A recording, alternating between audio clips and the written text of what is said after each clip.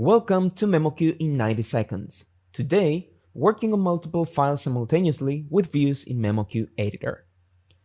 If you've ever been assigned dozens of very short files to translate or review, you know it's a real struggle to open, work on, and deliver them one by one.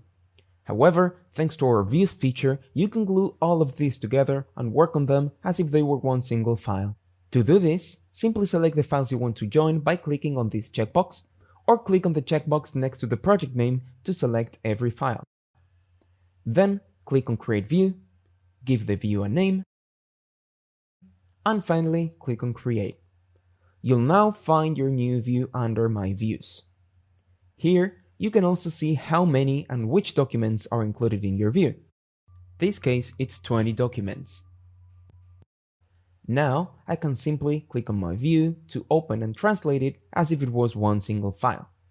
Once you've completed your assignment, simply close the view, go back to your online tasks, select the files you want to deliver, and click on Deliver Documents to do a batch delivery.